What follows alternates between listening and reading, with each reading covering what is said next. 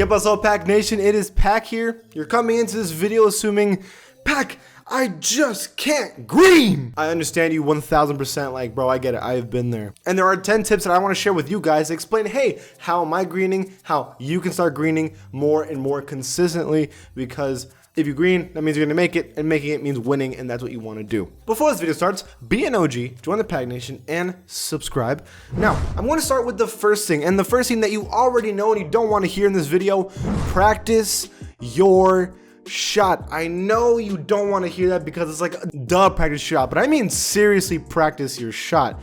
I'm talking about hardcore, all the time, whenever you have nothing to do. Practice that, because it takes a while to really get good at your shot. I mean, you need to be able to do it basically blindfolded. You need to understand exactly when is the perfect green window, because everyone's green window is different in every single jump shot, and you have to really understand it and be one with it. And you need to come into this understanding that your jump shot isn't just catch and shoot situations. There's times where you're moving, hesitation shot, turnaround jumper, and they all have a different speed, and you're gonna need to memorize not just your jump shot, but every single one of those jump shot variations. That is what takes forever and what's going to mess you up. Now, at number 2, the more important thing is not only to practice your jump shot, but practice it in Pro-Am shoot around. If you don't have a Pro-Am team, make one and go to Pro-Am, shoot around, and practice there, because if you're shooting around in your team practice, it's not the same because it's immediate. You shoot and your controller immediately knows when you shot and then you let go.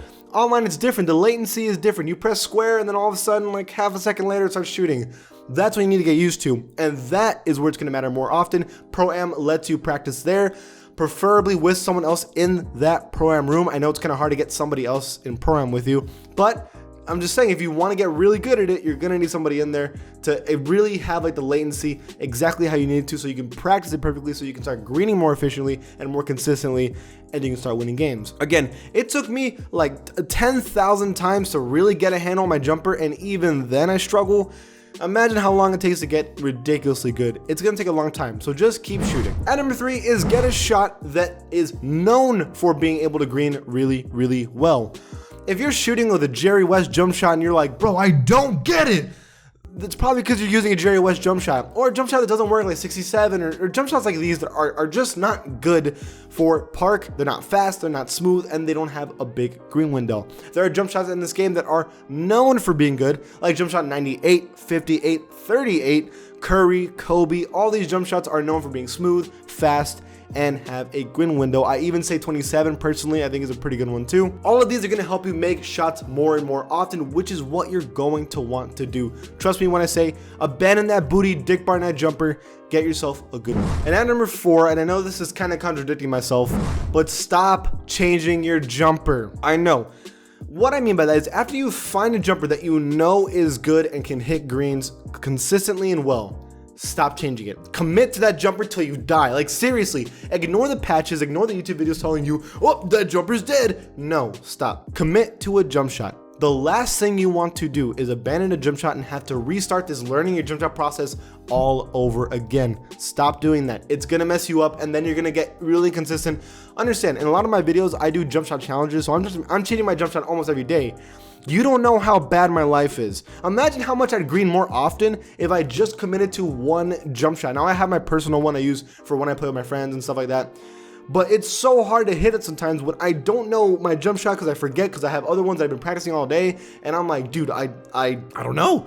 You need to have one that you're using non-stop forever and never let that jumper go. Seriously, stick to one, don't mess around. Now at number 5, it is quick draw. Now, quick draw is a great badge. The faster your shot, the more times you can get open enough to shoot a shot. It's an important badge. Usually people be like, hey, you should probably get on Hall of Fame, and I don't blame them. But if you're struggling, and you're struggling bad, maybe you need to tone it down a little bit. Seriously. If you just can't get it, dude, and you're really struggling, maybe it's just too fast for you. The higher the quick draw, the smaller the green window. That's actually a fact. You don't want to have too quick of a jump shot if you're not able to pull it off. Maybe go to gold. My brother has a really good 3, but when he changed his jumper to Hall of Fame quick draw instead of gold, he was struggling. Put it back on gold, doing a lot better. You have to make sure your jumpers aren't too fast, because if they're too fast, they're gonna be too hard to hit, and that's gonna frustrate you. Commit to a slower quick draw then if it's really struggling for you that bad. Now number 6 is to not turn off your meter. Again, there's a lot of these videos out there that are like, yo dude, you need to turn off your meter. It gives a 20% bigger green window. That is a 100% fact. So listen to me carefully.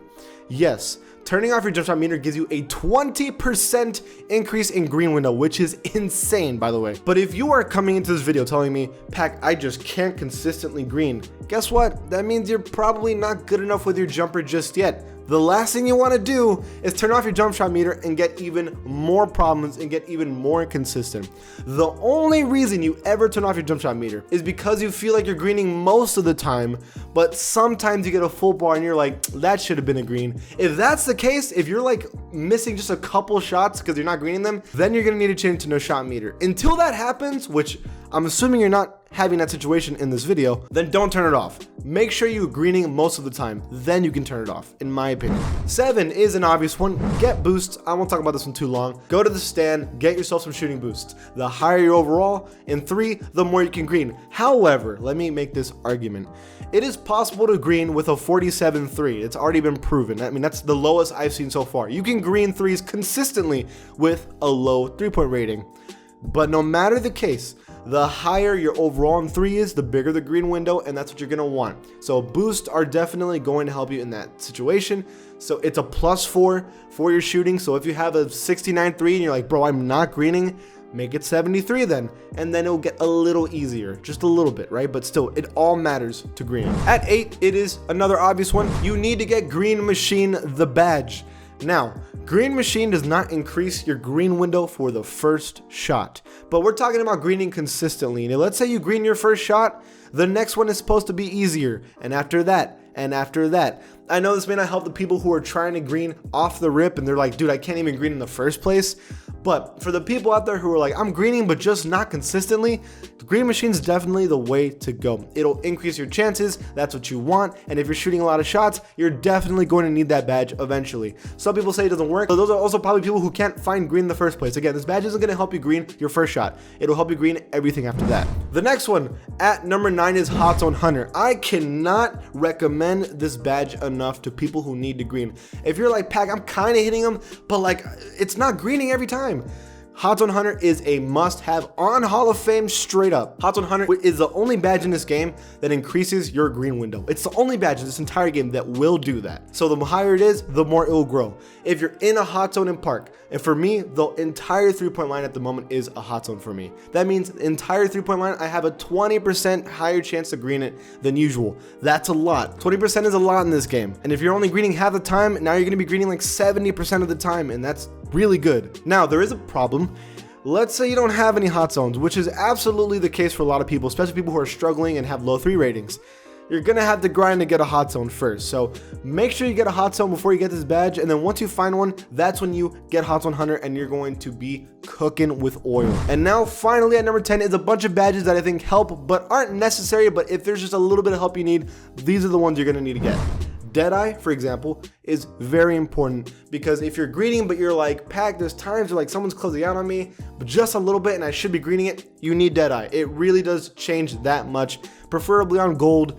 If someone's just 2% to 10% to even 20% on you, you can still green it rather than bricking it most of the time. Range extender also helps your greens a lot. It may not help your green in the 3-point line, but if you back up a little bit, you can green shots way more often than you used to be able to. It increases that green window the farther you go out. And even steady shooter, you might miss wide open shots more often, but if it's contested, you'll be able to green a lot more often. Even ridiculous shots like 40%, 50%, and I've even seen 100% smothered shots greened before in this game because of steady shooter on Hall of Fame. It's over, Anakin! I have the high ground! You underestimate the power of the dark side. Don't try it!